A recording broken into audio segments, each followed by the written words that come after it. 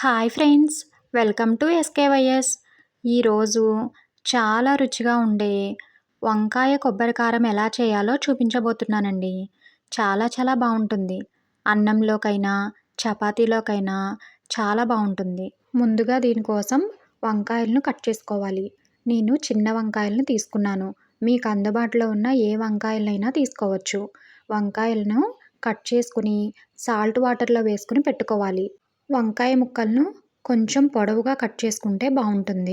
అలా కట్ చేసుకున్న వంకాయ ముక్కలను సాల్ట్ వాటర్లో వేసుకొని పక్కన పెట్టుకోవాలి. కొబ్బరి కారం కోసం నేను ఎండు కొబ్బరి ముక్కను తీసుకున్నాను. పచ్చి కొబ్బరినైనా తీసుకోవచ్చు.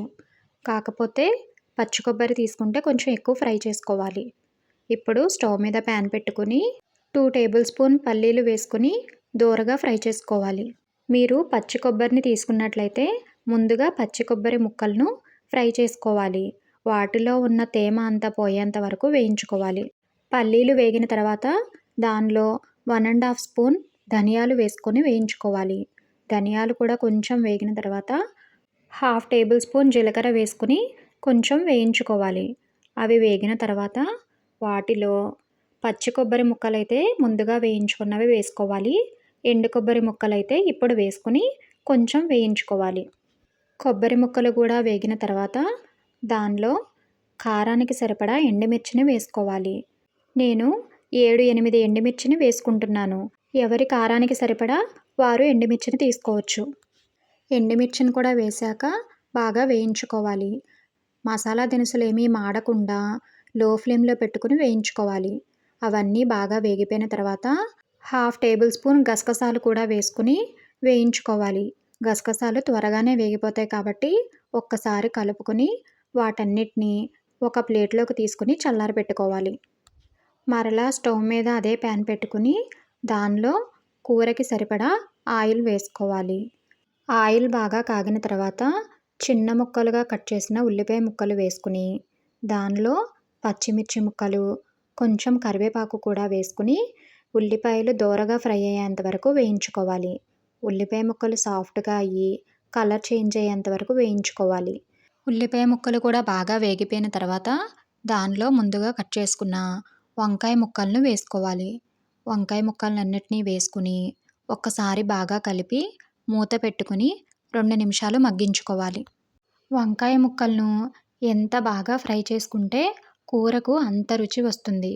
2 నిమిషాల తర్వాత మూత తీసుకుని ఒక్కసారి బాగా కలుపుకొని దానిలో 1/2 టీ స్పూన్ పసుపు, తగినంత సాల్ట్ వేసుకొని ఒకసారి బాగా కలిపి మూత పెట్టుకుని మగ్గించుకోవాలి. వంకాయ ముక్కలను మధ్య మధ్యలో కలుపుకుంటూ బాగా ఫ్రై చేసుకోవాలి. ఈ వంకాయ ముక్కలు ఫ్రై అయ్యేలోపు ముందుగా వేయించుకున్న కొబ్బరి ముక్కలు, ఎండుమిర్చి మిశ్రమాన్ని పౌడర్ చేసుకోవాలి. ఆ వేయించుకున్న దినుసులన్నీ బాగా చల్లారాక మాత్రమే పౌడర్ చేసుకోవాలి. లేకపోతే ఒక ముద్ద కింద వస్తుంది. అలా కాకుండా బాగా చల్లారిన తర్వాత ఒక మిక్సీ గిన్నెలో చల్లారిన దినుసులన్నీ వేసుకుని దానిలో కొన్ని వెల్లుల్లి రెబ్బలను కూడా వేసుకుని పౌడర్గా చేసుకోవాలి. మిక్సీని మధ్య మధ్యలో ఆపుకుంటూ పౌడర్ చేసుకోవాలి. ఇక్కడ వీడియో క్లిప్లో చూపిస్తున్నట్లుగా పౌడర్ చేసుకుని పక్కన పెట్టుకోవాలి. ఇప్పుడు వంకాయ ముక్కలు ఎంతవరకు ఫ్రై చేసుకోవాలో చూపిస్తాను. ఇక్కడ చూపిస్తున్నట్లు ఆయిల్ పైకి తేలేంత వరకు వేయించుకోవాలి. వంకాయ ముక్కలు ఎంత బాగా వేయించుకుంటే కూర రుచి అంత బాగుంటుంది. ఇలా వేగిన తర్వాత పౌడర్ చేసుకున్న కొబ్బరి కారాన్ని వేసుకోవాలి. కొబ్బరి కారం అంతా వేసుకుని ఒక్కసారి బాగా కలుపుకోవాలి. ఆ కొబ్బరి కారం అంతా వంకాయ ముక్కలంతటికీ పట్టేలా కలుపుకొని 2 నిమిషాలు మగ్గించుకోవాలి. మనం ముందుగానే కొబ్బరి ముక్కలు, ఎండుమిర్చి అన్నీ వేయించుకున్నాం కాబట్టి ఎక్కువ టైం పట్టదు. మూత పెట్టుకుని వేయించుకుంటే ఆ మసాలాలన్నీ వంకాయ ముక్కలకు బాగా పడతాయి.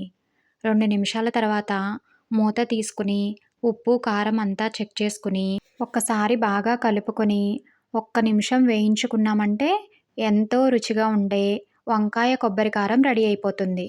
మీరు కూడా ఒక్కసారి ఈ ప్రాసెస్లో ట్రై చేసి మీకెలా వచ్చిందో కమెంట్ చేయడం మాత్రం మర్చిపోవద్దు.